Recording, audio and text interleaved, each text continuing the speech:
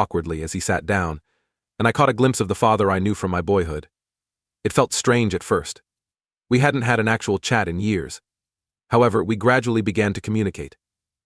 He inquired about my work, and I found myself telling anecdotes about challenging clients and great projects.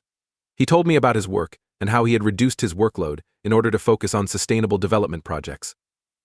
Then he apologized. Not a generic apology, but a specific admission of his failings as a father. He apologized to being selfish and cowardly, and he regretted the agony he had caused us. He talked about his treatment experience and how he worked to become a better person. I listened, torn between residual wrath and a frantic need to believe him. But I made it obvious that words were insufficient. I needed to witness consistent actions over time before trusting him again. We agreed to meet weekly. Just the two of us, trying to rebuild some form of relationship. It's been difficult and sometimes uncomfortable, but I'm attempting to have an open mind. Mom and Dad are still together, but they have put their wedding plans on hold. They're taking it slowly, which offers me some comfort. Mom assures me that they are in couples therapy, working through their issues in a healthy manner. We started having family dinners once a month. The first one was stressful, with stiff and forced dialogue, but each time, it becomes a little easier. We even laughed together at a tale Mom recounted about her students. I'm still not completely convinced about their reconciliation, but I'm trying to be supportive of Mom's happiness. When she talks about her father, I can sense joy in her eyes, which I haven't seen in years. It's a work in progress, and I'm taking things one day at a time. I'm concentrating on improving my relationship with my mother and gradually getting to know my father again. It is not easy, but I am hopeful that with time, things will become clearer. Thank you again for your support. Your accounts about comparable occurrences let me feel less alone in this predicament. I will keep you updated as things progress. Update 2: It's been 3 months since my last update, and I'd like to share some developments. Life has a funny way of surprising you, and the last few months have certainly been full of them. Family dinners have become a regular occurrence, happening every other week. They're still uneasy, but far less tense than previously. Dad has regularly shown up, both physically and emotionally. He inquires about my work, recalls details about my pals, and even assisted me in troubleshooting a problem with my automobile last month. Speaking of autos, I want to bring up a recent critical event. Last month, Dad asked if he could take me out to lunch, just the two of us. I was hesitant, but agreed. He picked me up in his car, and as we drove, I was struck by a vivid memory. I was 15, and my father was teaching me how to drive in an empty parking lot. I was nervous and gripped the driving wheel too tightly, but Dad was patient. He guided me through each step, his voice calming and reassuring. When I eventually managed to park between the lines, he high-fived me so enthusiastically that we both erupted into laughter. I felt a lump in my throat when I sat in his automobile again after so many years. So much had happened since that day, but here we were, trying to re-establish some sort of that father-daughter bond. At lunch, Dad handed me an envelope. He explained that he had written down everything he wanted to say to me, but couldn't find the perfect words in person. With shaking hands, I opened it and began reading. The letter was lengthy and heartfelt.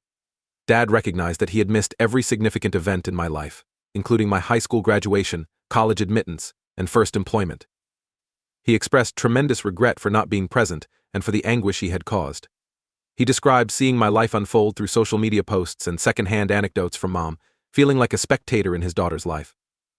What hit me the most was when he wrote about how proud he was of the woman I had become in his absence. He stated it was a monument to my mother's strength and my own perseverance. He listed particular accomplishments, such as the marketing campaign I spearheaded last year, the half marathon I completed, and even the container garden I created on my apartment balcony. I was astonished he knew about these things, and I was moved that he had paid attention. I will not lie, I cried when reading that letter. It did not suddenly solve everything, but it was a start. I thanked Dad for his candor and informed him that I needed time to process things. Mom and Dad's relationship is still progressing slowly. The wedding arrangements are still on hold, and Mom assures me that they will not rush into anything. They're working to restore their relationship on a stronger foundation. I've also spent more one-on-one time with Mom.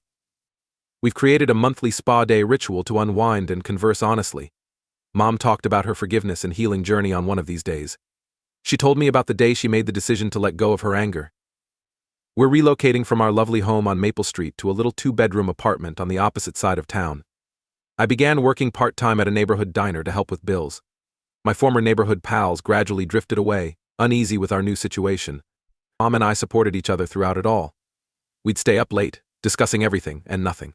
She'd tell anecdotes of her college days and the dreams she'd put on hold to become a wife and mother. I told her about my goals for the future, my concerns about college, and my crush on the boy in my calculus class. Those nights, sitting on our second-hand couch with mugs of hot chocolate, were when our bond transformed from mother and daughter to best friends. Last week, he surprised me by arriving at my office with lunch. We sat in the park across the street, eating sandwiches and watching birds, and it felt nice. Not flawless, and not as good as it used to be, but a positive stride forward. I'm not quite ready to totally welcome their reconciliation, but I'm more open to the idea. Seeing mom pleased and dad making genuine efforts has softened my stance slightly. There are still times when old wounds resurface, but I'm learning to handle them honestly rather than letting them linger. It's still a journey, and I'm taking things one step at a time. I'm working on healing my own scars and re-establishing relationships at my own speed. Thank you for your ongoing support and advice. I'll provide an update if there are any noteworthy changes. Post 3. It's been 6 months since my last post, and I'd like to describe where things stand now. Life has a tendency of going forward whether we're ready or not, and the past few months have been no exception. The biggest news is that mom and dad have opted to rekindle their vows rather than hold a large wedding. They've arranged a tiny, private wedding for only their immediate family and a few close friends. When they told me about it over dinner last month, I was astonished to discover that I agreed with the idea. Not ecstatic, not upset, just okay, and perhaps that is growth in itself. Both of them have put in constant effort over the last few months. Dad has continued to turn up, not only for major events, but also for simple, everyday things. He offered to assist me move to a new apartment, painting the living room and assembling furnishings. He even recalled my half-birthday, which we used to celebrate when I was a child. He arrived with cupcakes from my favorite bakery and a gift card to the bookstore I frequent. Mom has been my rock throughout this. She gave me space when I needed it and was available to speak things through when I was ready. Our spa days have become a holy time for us to connect and be open with one another. During our most recent spa day, she admitted that, while she enjoys spending time with her father, she is still hesitant to totally trust him. Her candor made me realize that she is not rushing into this, she is making a deliberate decision with eyes wide open. I've also continued on my own path of healing. I started journaling, and it has helped me process my emotions. I've had several breakthrough moments where I understood that holding on to the anchor was harming me more than anyone else. It is not easy, and I still have days when I struggle, but I am working on it. I agreed to go on a weekend trip with my parents. We headed to the lake cottage, where I spent my childhood summers. It was the first time we had spent so much time together in years. There were moments of tension, such as when my father made a joke about the good old days and I shouted at him. There were also times when we laughed and felt genuinely connected. We went hiking, played board games, and even tried to make s'mores, which ended with Dad setting a marshmallow on fire, as he used to do. During the journey, I observed how Mom and Dad communicated. It wasn't the romanticized love I remembered from childhood, but something more genuine and adult. They argued at times, but I observed them work things out with respect and understanding. I overheard them discussing on the porch one night, hashing out a future planned conflict. They listened to each other, made a compromise, and closed the conversation with an embrace. It was a small moment, yet it stayed with me. I am not suggesting that everything is perfect now. There are definitely times when old hurts come out, and I'm still working on totally trusting my father. But I can honestly tell that I'm considerably better off than I was when I wrote that piece. Mom and Dad's vow renewal is next month. They invited me to stand alongside them during the ceremony. After some consideration, I agreed. It feels fitting, a symbol of our family's healing and progress together. I'm assisting Mom with her clothing selection, and Dad has asked for my thoughts on his vows. It's simultaneously odd and beautiful. Thank you to everyone who has been following my story and offering advice. Your support has meant more than you realize. This path has been painful, but it has also taught me valuable lessons about forgiveness, growth, and the complexities of love and family. I'm not sure what the future contains, but I'm embracing it with optimism and an open heart. There will most likely be more trials, more moments of doubt and hurt, but I feel more prepared to deal with them now. Thank you again for joining me on this adventure. My parents split when I was 16 because of my father's adultery. Now they want to remarry, and I am conflicted. I never imagined I'd be in this situation, spilling my heart out to strangers over the internet. But here I am, trying to make sense of the chaos my life has become. I am Jennifer, 28F, and my mother Gladys, 55F, has always been my best friend, confidant, and support. We've always had a special bond, which I believed was indestructible. The Johnsons were well known in Millbrook, where I grew up. My father, Earl, 57M, was a wealthy real estate developer known for his attractive smile and ability to consummate any transaction. Mom was the ideal homemaker, often volunteering at school events and arranging neighborhood barbecues. From the outside, we appeared to be the ideal family. Our house on Maple Street was always buzzing with activity. I recall spending several afternoons in our sunny kitchen, perched on a stool as Mom prepared her renowned chocolate chip cookies. The smell would permeate the house, beckoning Dad from his home office. He would sneak a warm cookie, wink at me, and ruffle my hair before returning to work. Those times were wonderful, as if we were the stars of our own sitcom. Weekends were for family adventures. We'd jump into Dad's beautiful SUV and drive off to visit local towns or hike in the state park. Mom always packed the nicest picnics, and her homemade fried chicken was legendary among our family. I can still recall my father trying to fly a kite in the park, his tie fluttering in the breeze from a conference. Mom and I would chuckle as the kite dove and swooped. Never nearly made it into the air. However, it wasn't all picture perfect. I recall late evenings when Dad didn't return home and Mom sat by the window with a cold cup of coffee in her hands. She'd brush it off the next morning, explaining that he was working late on a large assignment. I believed her because I wanted to, because it was easier than face the alternative. Everything changed the summer I turned 16. It was a scorching hot July day, and I had just received my learner's permit. I was quite excited to practice driving with Mom. But as I walked into the kitchen, preparing to go, I discovered her sitting at the table, her eyes red and puffy from tears. That's when she told me about her divorce. The following several weeks were a blur. Dad moved out, taking with him the fun and warmth that had once permeated our house. The truth emerged in bits and pieces, including his affair with his young secretary, the secret flat he kept in the city, and the double life he'd been living for years. I was quite irritated. At Dad for betraying us, and at his secretary for being the other woman. But mostly at myself for failing to recognize the symptoms. The late nights, the cryptic phone calls, the seemingly endless business trips, it all made sense suddenly, in the worst conceivable manner. Mom was distraught. She had given up a potential teaching career to help my father and raise me. At 43, she found herself alone, unemployed, and with a teenage daughter to support. I watched her fight to keep it together, applying for jobs during the day and weeping herself to sleep at night. We needed to downsize. Meanwhile, Dad vanished from our life. He skipped my high school graduation and instead sent a generic card with a check. When I was accepted to State University, it was my mother who sobbed happy tears and helped me move into my dorm. Dad texted him congrats 3 days later. Despite the difficulties, or perhaps because of them, my mother and I grew stronger. I watched in astonishment as she recreated herself. She returned to school, balancing online courses with a part-time work as a receptionist. I'd never been more proud than when she went across the platform to collect her teaching credential, smiling with accomplishment. Years passed, and everything improved. I finished from college with a marketing degree and went to work for a small firm in the city. Mom was teaching 3rd grade at the local primary school and appeared content. We still ate our weekly dinners, rotating between my little city apartment and her comfortable suburban home. Then, approximately 6 months ago, Mom delivered the bombshell at one of our dinners. She had reconnected with her father on social media, and they had been conversing. She explained that she had forgiven him and wanted to give their relationship another opportunity. I was astonished, my fork clattering against my plate as I struggled to grasp her words. How could she forgive him after everything he had put us through? The forgotten birthdays, the financial difficulties, the night she wept herself to sleep. I reminded her of the grief he caused and how he abandoned us when we needed him the most. But Mom insisted that people change and deserve another opportunity.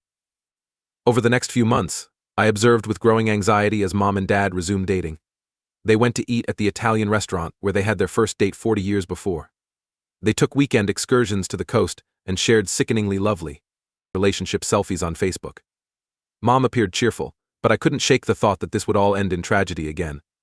Last week, Mom invited me to dine at her home. When I arrived, I was surprised to see Dad's car in the driveway. I stepped in and found them both in the kitchen, Mom stirring a pot of her famous spaghetti sauce and Dad setting the table, just like old times. They revealed to me over dinner that they were getting remarried and needed my approval. I felt as if the ground had gone beneath my feet. The spaghetti I was eating had turned to ash in my mouth. I could not control my feelings.